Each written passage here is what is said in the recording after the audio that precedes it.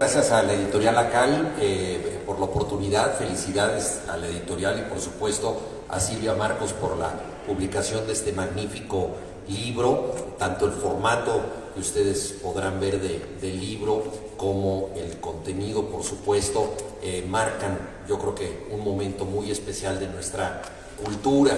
Estamos a 30 años del levantamiento zapatista y a 40 años de la formación de este movimiento en la clandestinidad primero y luego a partir del 1 de enero de 1994 ya como un movimiento público, primero como una fuerza armada e inmediatamente después como un movimiento pacífico, social y transformador de la realidad que mantiene vigencia, tal y como pudimos verlo recientemente en su aniversario en el Caracol de Dolores Hidalgo, donde ellos celebraron sus 30 años. Entonces se trata pues de 30 años de enorme vitalidad. Yo ese texto que escribí se llamaba justamente Un amanecer de 30 años porque no ha dejado de arrojar una luz inaugural el zapatismo sobre nosotros. Silvia Marcos ha sido testigo privilegiado de este movimiento y de modo que será un privilegio hablar con ella. Antes voy a hacer algunos comentarios sobre su libro para poner en situación y sobre todo para poner en valor la importancia de este texto. Ya pues desde su apellido Marcos parecía predestinada Silvia a ocuparse de temas relacionados con su tocayo, el subcomandante, ahora capitán, pero más allá de las predestinaciones vitales, creo que este libro nos habla de una determinación y una entrega de vida formidables. Por lo siguiente, porque Silvia Marcos es una autora interdisciplinaria, que es especialista en antropología, en psicología, sociología, etc. Es decir, es alguien que domina profundamente la teoría y que se ha interesado en las distintas vertientes del feminismo, es decir, en los feminismos, pero aparte de eso, ha tenido algo que pocas personas han desarrollado de una manera tan intensa, que es la participación directa con las comunidades. Entonces, estamos ante un libro de teoría y de práctica. Entonces, una de las cosas iniciales que yo quiero decir es que reformula incluso la idea que tenemos de la teoría. Uno de los capítulos justamente recoge un lema zapatista que dice: la realidad no cabe en la teoría. Es decir, muchos teóricos han escrito obras maravillosas y han esperado que la realidad obedezca a sus libros y que la realidad se comporte conforme a sus teorías. Eso han estado esperando muchos, que incluso han profetizado circunstancias. Y justamente una de las lecciones del zapatismo es que la realidad es más compleja, y entonces desafía al pensamiento. Y Silvia se ha atrevido a aceptar ese desafío, y justamente este libro trata de entender de manera diferente lo que ha sido la evolución del zapatismo y muy especialmente el papel de las mujeres en el zapatismo. Hay un epígrafe en uno de los capítulos del libro, de esta poética de la insurgencia zapatista, que es de Michel Foucault, y que vale la pena traer a cuento porque creo que resume muy bien el propósito de Silvia Marcos. Dice Foucault lo siguiente, que la producción teórica autónoma, se refiere a la producción teórica autónoma que no necesita una aceptación desde el régimen común para establecer su validez. Es decir, una producción autónoma que no necesita ser convalidada por el régimen teórico-cultural imperante. Y la pone en valor Foucault. Y justamente eso es lo que está haciendo en este libro Silvia Marcos. Es decir, pensar de manera novedosa, pensar de otro modo una realidad desafiante y distinta. ¿Cómo hacer esto? Ella misma en su texto, que es muy interesante porque es un texto muy personal, nos lleva a ella como cronista a los distintos encuentros que ha tenido, la dificultad de pronto para conseguir una taza de té caliente para un té medicinal que tú necesitas. Y bueno, son los desafíos muchas veces del activista, de las luchas sociales, de los antropólogos que tienen que estar en una realidad donde no se consiguen todas las cosas a las que estamos habituados, ¿no? Y entonces está pues esta, digamos, narración de los sucesos, y justamente al hacer esta narración nos dice Silvia lo siguiente, ¿no? Que se enfrenta a un proyecto tan amado y tan inaccesible. O sea, ahí nos está dando dos claves de cómo se acerca. Por un lado, hay una admiración y hay una empatía profunda con el movimiento, pero al mismo tiempo reconoce una dificultad de acceso. O sea, no, ¿por qué? Porque es totalmente novedoso, porque es distinto y porque los actores o las actrices de este movimiento son personas a las que todavía no ha interrogado. Entonces se va a dar a la tarea durante años de interrogar a estas personas para entender de otra manera la realidad mexicana. Y una de las cosas yo creo que más sorprendentes del movimiento zapatista fue, ustedes recordarán quizá las primeras consignas del 1 de enero del 94, que daban la idea de un movimiento guevarista, empezando por el lema de Ejército Zapatista de Liberación Nacional, que recordaba movimientos de Centroamérica, bastante recientes. Y una de las cosas más interesantes del zapatismo es que muy rápidamente presentó un viraje y se apartó por completo de todas las consignas tradicionales de la sociología marxista-leninista e inauguró un discurso diferente, un discurso creado en las comunidades. Es decir, que el proceso de quienes fueron a iniciar este movimiento fue un proceso de aprendizaje, fue un proceso de educación con la gente, con los pueblos. Y me parece que este libro prosigue ese mismo proceso, porque Silvia Marcos empieza a hablar con gente para que le digan ellas de viva voz qué es lo que piensan y cómo están entendiendo el mundo, es decir, las protagonistas de la transformación zapatista con las que habla una y otra vez. Entonces, es una realidad difícil de indagar y que sin embargo nos va develando poco a poco Silvia Marcos. ¿Cómo hacerlo? En un momento dice lo siguiente: es teoría hablada, vivida, sentida, bailada. Es decir, es la teoría encarnada en vida. Y una cosa muy interesante que le dice una mujer que es parte de la Junta de Buen Gobierno del Caracol de Morelia, allá en Chiapas, le dice lo siguiente esta mujer: queremos agarrar con nuestra mano el derecho. O sea, queremos nosotros entenderlo de manera directa, de manera corporal.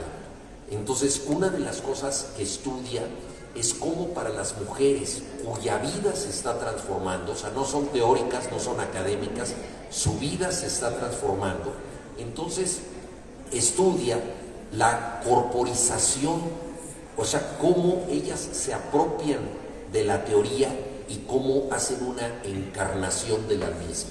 Entonces esto es notable, es poner las manos en el derecho, poner las manos en la reflexión, vivir la teoría, bailar la teoría, sentir la teoría, es decir, experimentar las ideas en la práctica. Y eso solo se puede hacer entrando al campo zapatista y hablando con estas mujeres. Vamos a hablar en el diálogo con Silvia en detalle de todo esto, pero antes que nada, a mí me gustaría destacar algunos puntos que me parecen que son esenciales para entender de otra manera la situación de la mujer en territorio zapatista. Ya lo anticipábamos, que desde la ley revolucionaria que atañe a las mujeres al principio del zapatismo se hizo un planteamiento diferente, pero el propio subcomandante Marcos en 2006, según comentas en tu libro, él mismo dijo: tenemos un rezago, es decir, estamos transformando, pero todavía no hay una participación tan activa como la que nosotros queremos. Lo dice en 2006, 2007 hay encuentros de mujeres, se intensifica esta transformación. Una característica del zapatismo es que ha ejercido una autocrítica continua, y parte de esa autocrítica, cuando todos estamos admirados de lo que ya lograron, es decir, no se admiren tanto, nos falta lo que falta, como dicen ellos, falta lo que falta. Falta mucho, siempre se exigen más, y una de esas exigencias definitivas fue la participación cada vez más activa de las compañeras zapatistas. Y una de las ideas centrales que han desarrollado y que tú pones en valor es la siguiente, una búsqueda de igualdad sin exclusión. O sea, en el tema de género, buscar una igualdad sin exclusión, basada en una noción de equilibrio, que eso es muy importante porque el equilibrio, según nos explica Silvia, es lo que une el derecho individual con el derecho colectivo. O sea, yo no puedo estar en una situación justa si todos no están en una situación justa. Y ahí hay dos dualidades que son importantísimas, la dualidad hombre-mujer, en donde si no hay un equilibrio se rompe esta armonía virtuosa, y una dualidad que las trasciende, que es la dualidad ser humano-naturaleza. O sea, es la naturaleza la que debe ser defendida, todo tiene que ver con la madre tierra. Entonces la idea de ser mujer se tiene que relacionar ecológicamente con la tierra, con la pertenencia, y consentir que nosotros le pertenecemos a la tierra. Y si nosotros le pertenecemos a la tierra y nos planteamos una igualdad sin exclusión, tanto hombres como mujeres tienen que mantener este equilibrio que defienda la tierra. Entonces es una idea orgánica e interconectada, en donde no se trata de defender un valor en detrimento del otro, sino de que todo quede en una particular dinámica de armonía. Una de las frases que rescata al respecto Silvia es: estamos parejos, que esto significa que todos somos sujetos por igual. O sea, que el objetivo es estar parejos en una interdependencia con el orden natural, porque solo podemos estar parejos si respetamos la naturaleza y si nos integramos virtuosamente con ella. Entonces estas ideas de equilibrio, armonía, estar parejos, se van interconectando de manera fascinante en el libro. Por eso que la idea de paridad que presenta Silvia, bueno, interpretando por supuesto lo que dicen las mujeres zapatistas, la idea de paridad le parece más importante que la de igualdad. Ahí justamente por este nivel de estar parejos, porque la idea de paridad incluye al otro, o sea, no es mi derecho, sino es el derecho de todos los componentes parejos, por igual, ¿no? Y eso también es una contribución muy interesante, porque es una visión orgánica, comunitaria, de todo el cuerpo social. Paridad implica equilibrio, y solo hay equilibrio si hay una dualidad que se compensa. Entonces no puede haber exclusión del hombre respecto a la mujer, tampoco puede haber exclusión del ser humano respecto a la naturaleza. Son fuerzas complementarias, es una dialéctica de dualidad que viene desde las concepciones cosmogónicas de los pueblos originarios. Nos lo explica muy claramente Silvia, abreva mucho del pensamiento de Carlos Lenkersdorf, ¿no?, que es una de las fuentes importantes, o de Alfredo López Austin, en esto, para ver cómo muchas de estas ideas tan modernas, tan contemporáneas, tienen un sustrato milenario, porque muchas de ellas se relacionan con las cosmogonías prehispánicas. Entonces, al tener una dependencia decisiva de la tierra, que es lo fundamental y lo que está en peligro y lo que entronca con las preocupaciones más modernas de todas las sociedades hoy en día, ¿no?, y que es una llamada de alerta que desde hace mucho tiempo están manifestando los zapatistas. La dinámica de la paridad es una dinámica en donde dice, y esta es una frase de una de las compañeras zapatistas, la diferencia nos empareja, no nos inferioriza.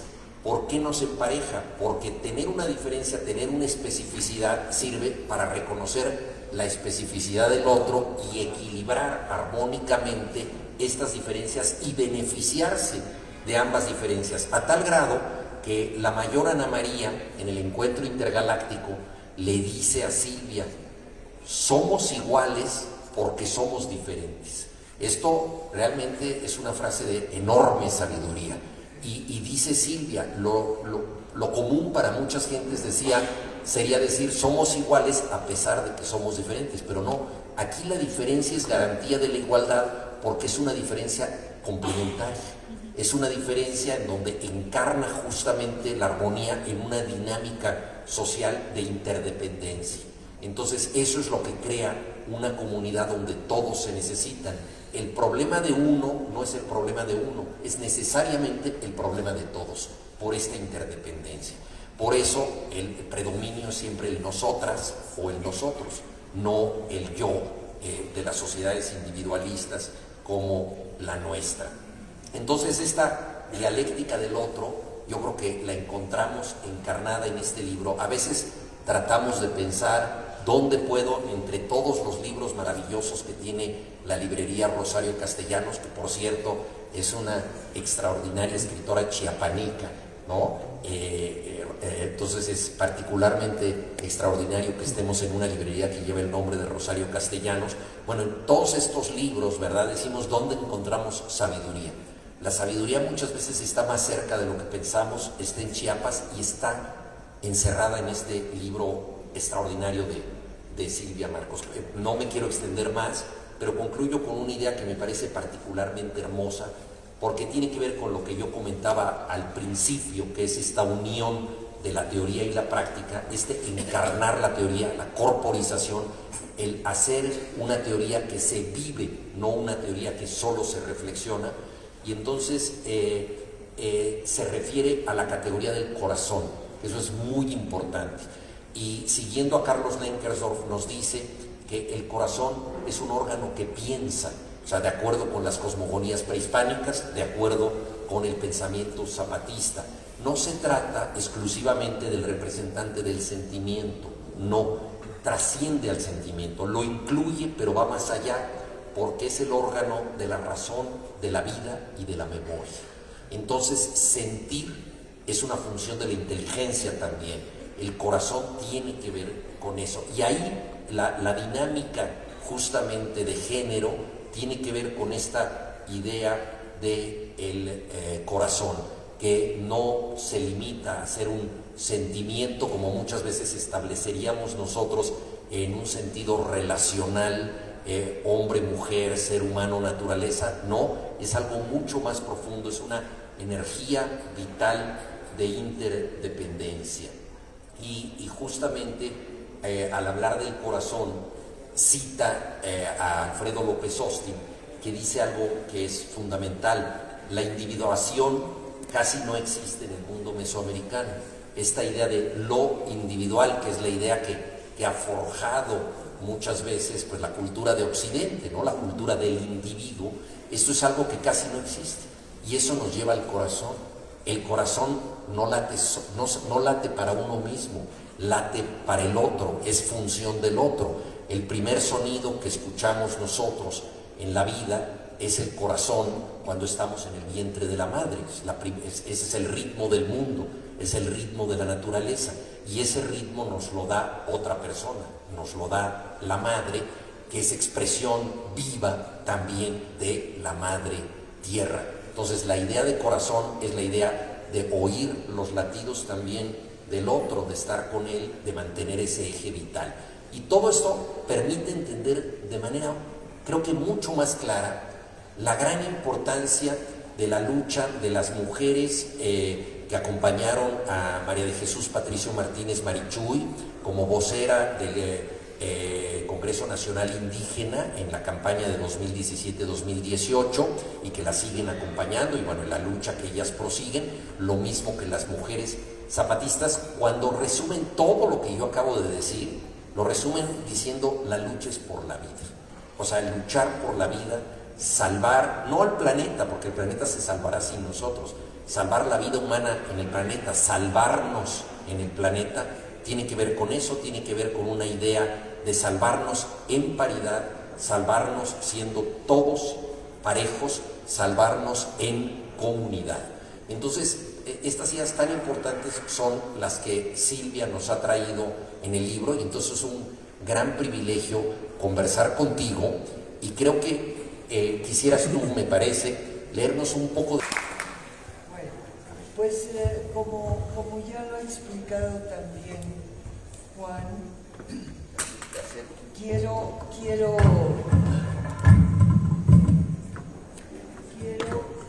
voy a hacer, miren, la introducción tiene reflexiones introductorias, y un poquito pensé yo compartir con ustedes esa forma nueva de acercarme a la realidad, ¿verdad? Porque eso es lo que yo hago. Los textos aquí reunidos buscan un acercamiento a los mundos mesoamericanos que el zapatismo ha sabido convocar y están presentes en sus prácticas. Son reflejos de una trayectoria caminando al lado y acompañando un movimiento como el EZLN, que han estado marcados por una reflexión simultánea desde mi mundo, desde mi modo y desde mi tiempo. Estas son palabras de las zapatistas, ¿eh? Ellas nos piden que hablemos así, desde mi mundo, desde mi modo, desde mi tiempo. Las prácticas por la justicia social, por la libertad, por los conocimientos comunales, elegidas por el zapatismo, sobrevivencias, permanencias, recreaciones y refuncionalizaciones, llevan todas la impronta de mundos otros. Como decía Walter Benjamin, el ayer en el hoy. Muchos mundos desoídos y obstruidos por diferentes momentos y etapas de una colonización brutal de 1000 cabezas, la han llamado la hidra capitalista. Es así desde la inicial brutal invasión de los pueblos hasta la propuesta indigenista que propone y pregona su total desaparición bajo una integración demoledora de todas sus raíces. Es la integración y participación activamente también en los valores de dominación y explotación de los pueblos originarios. Pretende acabar de difuminar, dispersar y destruir sus características y sus mundos, sus modos, como ellos llaman, sus referencias epicéntricas propias. Esto al interior del proceso brutal de una modernidad capitalista implementada en todos los ámbitos de la vida, cuya fuerza y aceptación masiva pueden incluir pensadores de pueblos originarios y colectivos opositores desde las múltiples izquierdas. El zapatismo dice no, desde sus inicios hasta sus ya 50 años. Reinterpreta ideologías de justicia social de todos tintes y colores. Aparece en el movimiento desde sus inicios, algo que se irá desglosando a través de estos textos aquí incluidos. emerge esa consigna que movilizó a cientos de miles de activistas en una marcha temprana en el 94 y multitudinaria. Todos somos indios. No sé cuántos de ustedes estaban en esa marcha. Yo la recuerdo porque dije, híjole, por fin se están aceptando la realidad de la identidad colectiva que tenemos en México. Todos somos indios.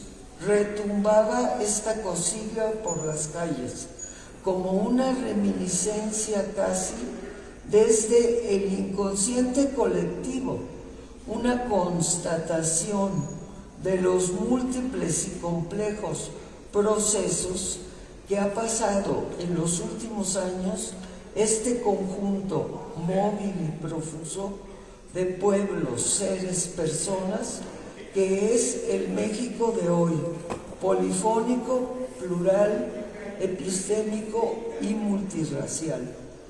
De estilos varios, los textos reunidos aquí, de diversos tamaños y disímiles estructuralmente, que eso puedo decirlo rápidamente en un paréntesis, fue lo que más me costó cómo hacer un todo de esta multiplicidad, porque yo tenía que hablar a los zapatistas, hablar con los zapatistas, no podía hacer teoría, tenía que hablar, tenía que encontrar otro idioma y entonces también otro largo, no iba a hablar una hora. Algunos intelectuales que se echaban unos rollos de una hora.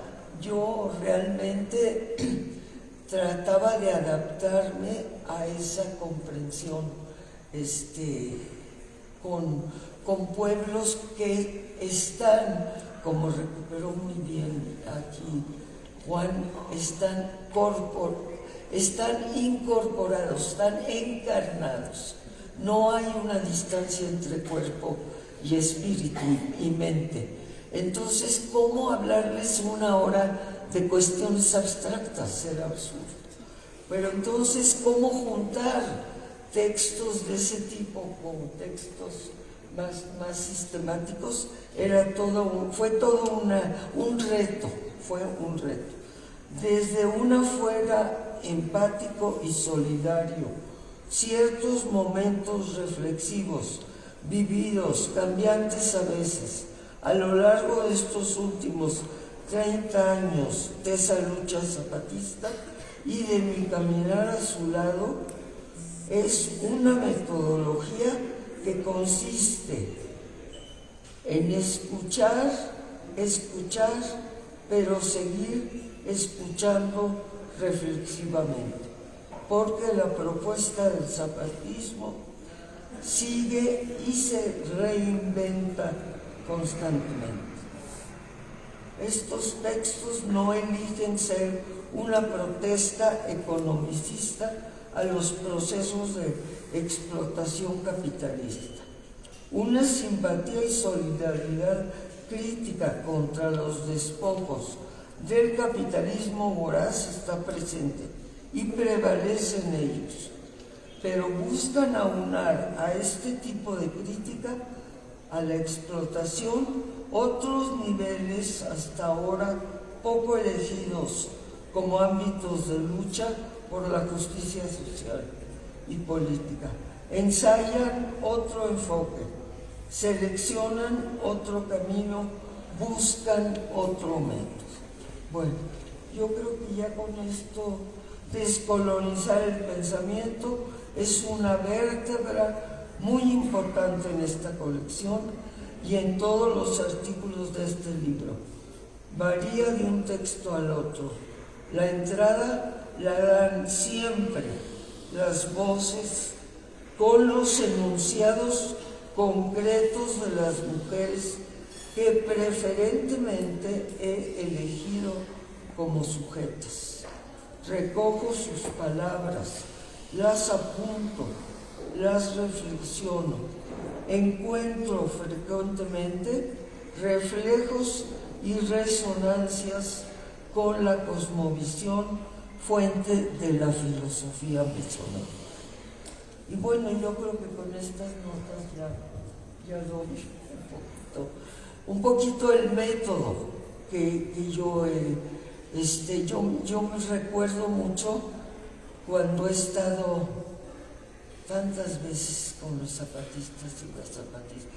Recuerdo cómo esta incapacidad de escucha, porque por ejemplo, yo oigo al subcomandante Moisés hablando y de repente el público, mi público, mis colegas que quiero tanto y que aprecio tanto, pues no pescaron lo que dijo. No entendieron a fondo lo que dijo. Por ejemplo, yo puedo pensar ahorita en su gira por Europa. En un aeropuerto habló Moisés y me acuerdo que dijo Moisés muy enojado: van a ver cómo esta tierra nos va a responder, nos va a chingar, porque como la estamos tratando. Y entonces en eso ya te dice el respeto por la tierra, el papel poderoso que tiene la tierra, el papel deífico que tiene la tierra. Todo eso, pues sí, yo pregunté, muy lleno de gente, mucha solidaridad. ¿Entendieron eso? Pues no lo entendieron. Entonces hay que hacer, y espero que todos ustedes, mujeres, hombres o trovas, espero que todos caminen por este camino de colocarse en la episteme mesoamericana, para cuando escuchen a los pueblos puedan escucharlos con la profundidad que se necesita. Y muchas gracias.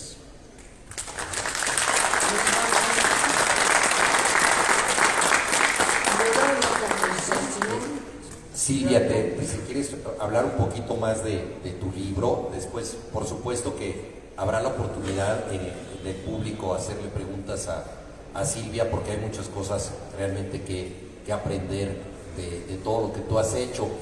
Este libro lo hice como un homenaje al zapatismo, porque yo veo los valores y lo que han logrado desde las mujeres, para las mujeres, con las mujeres. Pero el zapatismo, si no lo ve uno en todo su complejo, estructura horizontal, política y social y agraria y de relación con la tierra, no se hubiera podido dar este cambio. Por eso las feministas estamos batalla y batalla en un sistema normativo estatal jerárquico. Pues ¿qué podemos? Le podemos sacar migajas. Yo siento, le podemos sacar migajas y luego, perdónenme lo que voy a decir, pero luego yo me tengo que mimetizar con el señor presidente que sale para que pueda yo ejercer el poder. Y este señor presidente que sale es un varón macho, como todos. Entonces, ¿qué puede avanzar una mujer en un sistema jerárquico per se? O sea, en un sistema estatal. Pues puede uno hacerle tantitos pedacitos, quitarle de poder, puede uno aparentar, primero que nada tiene uno que masculinizarse, primero que nada, para poder competir en esos puestos de poder. Entonces hay toda una dinámica ahí muy compleja, y en cambio entra uno al zapatismo, y el zapatismo falta lo que falta. Yo no digo que ya esté, todavía ellos mismos lo dicen, pero el zapatismo tiene la posibilidad de crear otro mundo. Y ya la empezó a hacer, y ya le ha avanzado. Entonces, sí, me interesaba que compararas la situación, digamos, de las transformaciones extraordinarias que ha habido en los territorios zapatistas con lo que pasa fuera de ellos, es decir, con lo que pasa entre nosotros, y cómo la condición de las mujeres indígenas que no se atrevían o no podían ver a los ojos, cómo ha cambiado todo esto. Y vimos, por ejemplo, en Dolores Hidalgo la marcha a ritmo de cumbia, el único ejército que marcha a ritmo de cumbia, y luego las milicianas que se sueltan bailando libremente cuando rompen filas. Es una idea totalmente diferente de lo que ocurría ahí. Y entre las obras de teatro que vimos Mariana y yo ahí en Dolores Hidalgo, recordarás, Mariana, que había una justamente que trataba de lo que acaba de decir Silvia del derecho de pernada, que hablaban ellos de cómo era la historia antes con los finqueros y todo eso. Ya lo representan como un drama, ¿verdad? Así como podríamos hablar nosotros de la Nueva España, ¿verdad? De una época pretérita, sí, pero profundamente injusta. Y también es muy interesante lo que estás diciendo ahora, también cuando hablaste ahorita de lo horizontal, que es tan importante, ¿no? Y cómo continuamente estás tú aludiendo, lo acabas de decir otra vez, a los valores milenarios de la cosmogonía prehispánica que han estado siendo actualizados por el zapatismo, ¿no? Uno de ellos, con lo de horizontal, pues podemos recordar una de las frases pues más citadas del subcomandante Marcos, que es mandar obedeciendo. Por supuesto, mandar obedeciendo es una frase tan sugerente, tan importante, que nuevamente tiene que ver con la dialéctica del otro. Cuando yo trabajaba en el periódico La Jornada, Eulalio Ferrer, que era un publicista muy conocido, nos mandó un texto donde él decía: yo creo que el subcomandante Marcos se inspiró en una campaña publicitaria que yo hice y en una reflexión que yo hice sobre las palabras, porque yo hablaba justamente de cómo convencer al otro, ¿verdad? Pero convenciéndolo, poniéndome en su lugar, en fin, era una idea dinámica, interesante de la publicidad, pero no tenía nada que ver con la raíz profunda del zapatismo. Y tú la das aquí en el libro, porque, por ejemplo, tú en el libro nos dices que en Tojolabal mandar significa trabajar. O sea, ya ahí hay una idea totalmente diferente de lo que es el mandato. Y el mando es una imposición, una obligación, y quien lo recibe, a diferencia de nuestra dinámica, no es que levante la mano para decir quiero ser el candidato porque creo que tengo todas las posibilidades. Eso sería un loco en las comunidades, sería verdaderamente un demente, sino que al contrario, le dicen: oye, nuevamente la idea que tú sostienes tanto en las imágenes encarnadas, dicen: hemos visto que tú caminas derecho. Eso obviamente es una metáfora de alguien que se conduce bien, ¿no? Sí. Por lo tanto, queremos que nos representes. Puedes tú ser el que nos represente. Y le dan la oportunidad a la persona que van a elegir a que se excuse. Le dicen: porque bueno, vas a tener que representarnos, esta es una carga, entonces dinos qué tienes en contra de que tú seas el candidato. Entonces el candidato, en vez de que tenga que hacer una campaña en su favor, es al contrario. El candidato puede decir: no, por favor, pues yo ahorita mi mujer está embarazada, tengo que cultivar mi milpa, yo no me puedo hacer cargo de esto, es demasiada responsabilidad, etcétera, y puede desistir. Pero invierte totalmente la situación. Para una decisión así cotidiana, pero es muy importante para un pueblo, o una cuestión política, digamos, de mayor relevancia.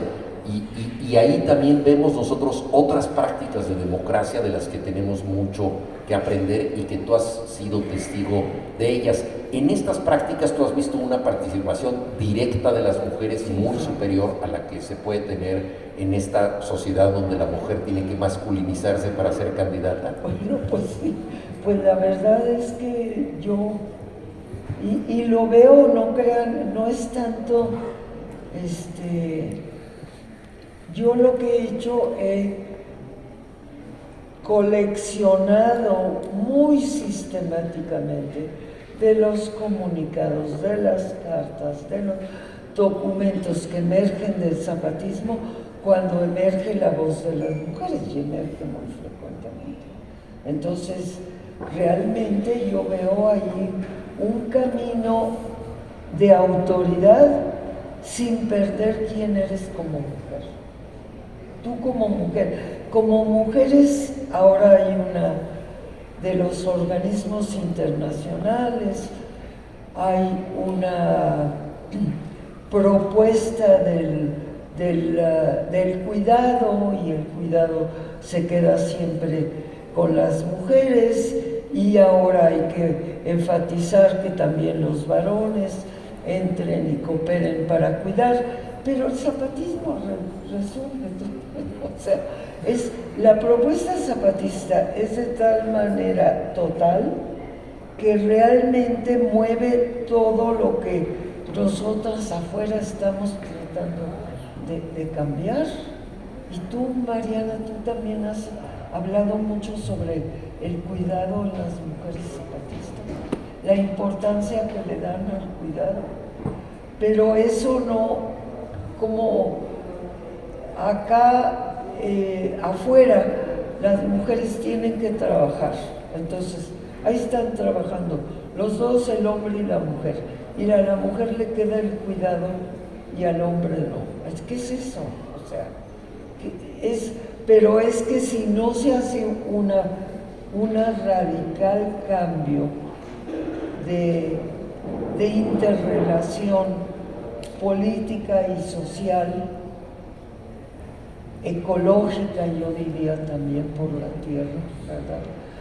Si no se hace eso, se queda muy parchado estas propuestas feministas. Por eso yo me quedé con el zapatismo, porque dije, no, aquí ya le hallaron cómo cambiar de raíz otro mundo, otro camino, y aquí las mujeres sí vamos a poder crecer y ser y participar.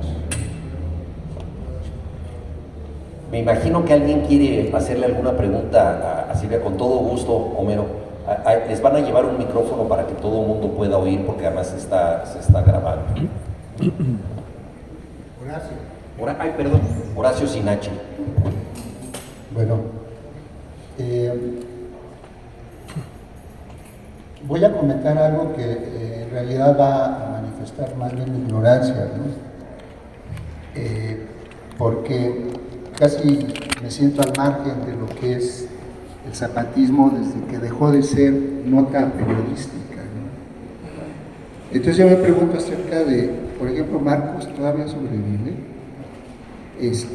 ¿Cuál es la mitología que inspira a los zapatistas? Y yo también me preguntaba ahorita, ¿cuál es el principal ritual que se ejecuta para mantenerse cohesionados, ¿no? Pero algo que me llama más la atención es la capacidad que ha tenido de sobrevivir. En este momento yo me pregunto si no hay un cartel por ahí rodando que los amenace. ¿Y cómo se han podido defender de eso? No dudo que eso exista, ¿no? Y por último, esto tal vez sea una pregunta. ¿Es el zapatismo inspirado en un regreso al patriarcado como forma de recuperar lo que la feminidad representa? Gracias.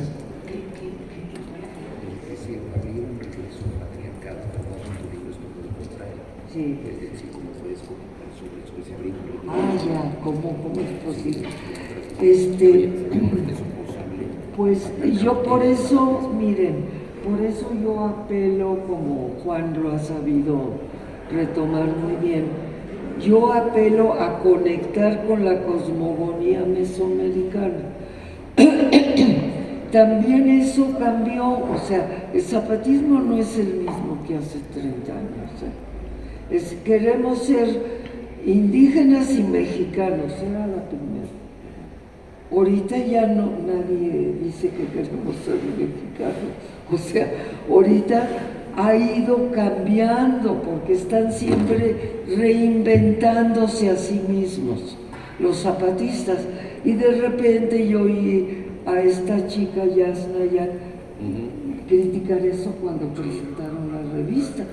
Entonces yo dije, bueno, Yasnaya está refiriéndose a una etapa previa del zapatismo, no está refiriéndose al momento actual, porque si yo, bueno, yo como ya ven lo que es enamorarse, ¿verdad? Yo me enamoré del zapatismo. Entonces ahí está la explicación de todo lo que hay. Porque tengo un amigo, Leo Gabriel, un austriaco muy amigo de muchos años, me dijo, es que tú eras zapatista antes de que existiera el zapatismo. Me dijo, palabras textuales.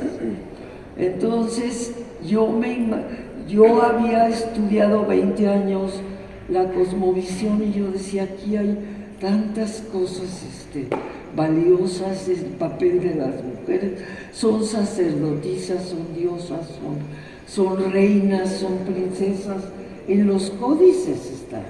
Entonces, ¿por qué nos llegó este patriarcado así tan estrujante que a mí me llegó también en mi vida? Entonces, ¿por qué? Que somos más tontitas y que calladitas más bonitas y que necesitamos que nos dirijan y todo eso en lo que yo crecí. Yo decía, pero ¿por qué si estos mundos previos tenían otra relación? Pero pues había un boquetote de muchos años, ¿verdad?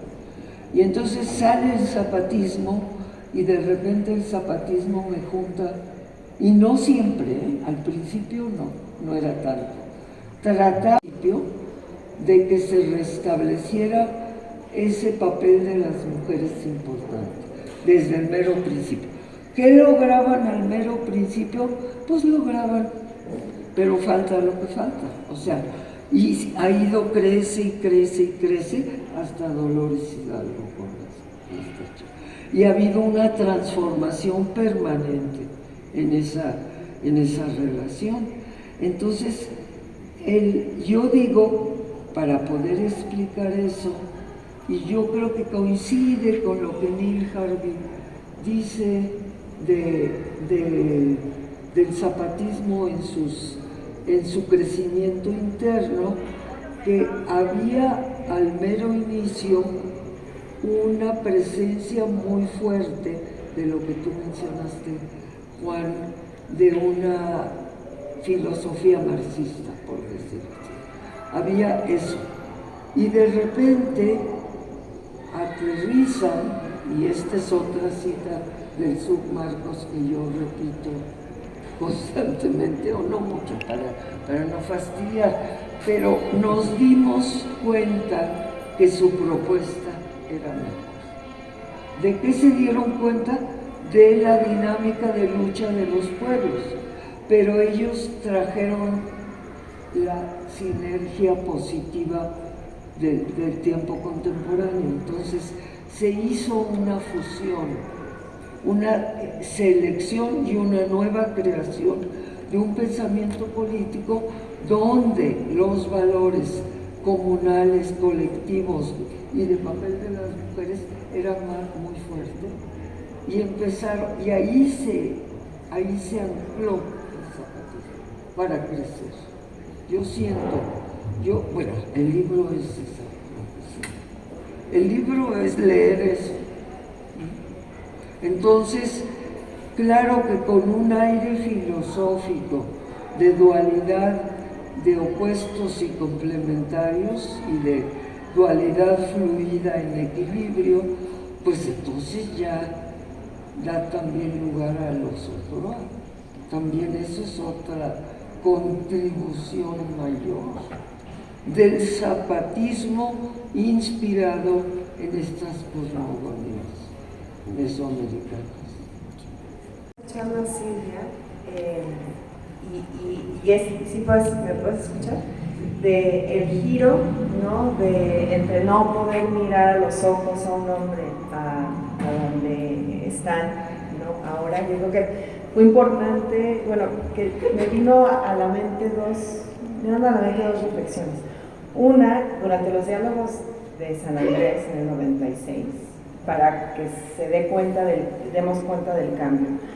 Eran las mujeres coletas, la de San Cristóbal, que apoyaban el zapatismo las que mandaban en la cocina, ¿no? En los restaurantes, y le decían a las mujeres bases de apoyo qué es lo que tenían que hacer y cocinar, ¿no? Eso fue en el 96. Y ahora en Dolores Hidalgo era la Otrea, le compañere Otrea, la encargada el encargado o encargada de la cocina, entre todas y todos y todas. Entonces ese giro se me hace muy importante. Fue es que no me acuerdo de su nombre, pero que estuvo ahí en Europa. Y la otra cosa que se me hace importante de lo que estabas diciendo, creo que no sé, hay muchas historias que todavía están muy silenciadas, ¿no? Y estaba pensando hay una tesis maravillosa de Rosa Luz Pérez, que escribió un artículo en la revista de la Universidad de México, y ella tuvo el privilegio de entrevistar a la mayor Ana María y a la capitana Maribel, ¿no? Una figura Tzotzil, una figura Tzeltal. Ana María fue la encargada de la toma de San Cristóbal en el 94. Maribel fue el mando en la región de Altamirano durante muchos años.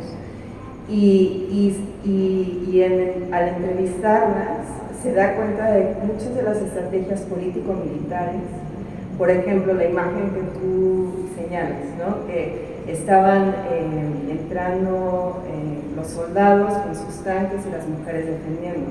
Eso fue una decisión de Ana María, porque ella de niña veía cómo en su pueblo se defendía, bueno, tomaban las tierras y defendían las tierras tomadas que estaban a manos de los miguelos, previo al zapatismo. Entonces ella implementa una estrategia que desde su experiencia de vida incorpora a una estructura político-militar, es decir, le da un giro que no tiene que ver con esa hipermasculinidad que pensamos, que asociamos muchas veces con un ejército, aunque sea un ejército rebelde. Y Maribel, cuando ella estuvo encargada de toda la región, que en su momento fue el Caracol 4, ella implementó mucho que los pilares de la autonomía son la salud, la educación y la producción agrícola. O sea, todo lo que tiene que ver con los cuidados. No cuidado en el sentido liberal, público-privado, como desde los feminismos dominantes se suelen pensar los cuidados, sino el cuidado colectivo que sostiene las relaciones socionaturales, ¿no? Lo que nos permite vivir y existir. Y eso tiene que ver con la experiencia de Maribel, porque Maribel, ella estuvo en tierras que se tomaron en las cañadas, también en los 80, 70. Y entonces ella tuvo que ver cómo se toman decisiones en asamblea, cómo se reconstruye una vida en colectivo cuando todos habían sido mozos en las fincas.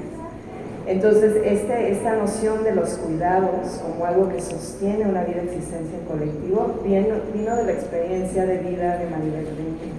Entonces lo señalo porque creo que hay muchas de estas historias que todavía no se enuncian, que es otra parte del zapatismo, que vemos los efectos, ¿no? Cómo se entiende la autonomía, cómo se construye el día a día, cuáles son las estrategias para defender las comunidades, pero de lo que todavía no sabemos o que poco se sabe es que muchas son estrategias de mujeres clave en el zapatismo, que sus historias en realidad no han sido contadas.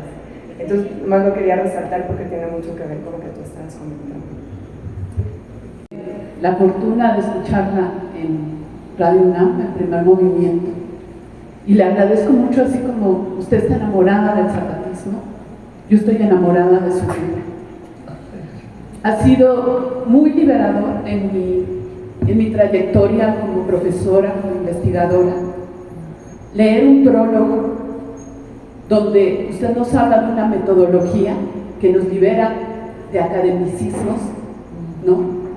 Que nos dice, no voy a utilizar ese lenguaje para hablar del zapatismo, porque no sería justo con el movimiento, ¿no? Entonces es como si usted, como nos dice Juan, ¿no? Nos llevara de la mano como una buena cronista a ver todo ese estudio que me llevó tantos años, ¿no? De escuchar, ¿no? Estamos en una época en la que no dejamos hablar al otro, en la que competimos con el otro, en la que le queremos ganar en la conversación. O sea, no nos podemos comunicar porque no nos escuchamos, y eso rompe nuestras relaciones a muchos niveles. Entonces, a través de su libro hizo que yo por supuesto que en mi juventud admiré mucho los movimientos zapatistas, ¿no?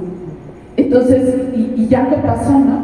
Como que hubo una desconexión, y entonces usted me dice, no, si era por allí. Allí sigue, es por el cono sur y de allí al progreso, porque es otra idea de progreso, ¿no? O sea, si no es progreso ir más allá de las violencias, o sea, ellos en muy poco tiempo han logrado lo que nosotros no hemos logrado, ¿no? Que no haya alcohol en una comunidad, porque sabemos que el alcohol lleva a violencias, ¿no? Que la manera de construir un diálogo con el otro es precisamente llegar a acuerdos, y eso es lo que nos cuesta trabajo en todas nuestras relaciones, de trabajo, de pareja, de amistad, de todas, familiares, en el momento. O sea, ¿qué es lo que queremos? Posicionarnos en una relación de poder, ganarle al otro, y no escucharlo, no ver, a ver, ¿de dónde venimos? ¿Cómo nos educamos? ¿Cómo podemos construir esos acuerdos, no? Entonces, bueno, le podría decir mucho, porque bueno, es un libro que he estado releyendo, subrayando, poniéndole cantidad de preguntas. O sea, estoy muy emocionada de conocerla, ¿no? Realmente ha sido usted una luz, así como en la oscuridad, que uno dice, dale por allí, ¿no? Le agradezco de veras mucho. Y bueno, tengo dos preguntas, una que me inquieta mucho. ¿Cómo han construido los zapatistas un diálogo con otras comunidades indígenas de México y de Latinoamérica? Bueno, ¿quiere leer? Muy recientemente acaban de hacer una evaluación o una especie de compartición de cómo se relacionan con la tierra y cómo hay una diversidad de relaciones con la tierra. Pero de todas maneras el zapatismo sigue siendo, ellos dicen, no nos copien a nosotros, no, nosotros no somos su modelo, ustedes vean en su lugar qué pueden hacer. Pero yo creo que, aunque ellos no lo quieran, el zapatismo da una propuesta, es una propuesta vivida, está viva, sigue viva, no la han podido controlar, nada la ha podido controlar y destruir, y se acaba de reinventar otra vez más.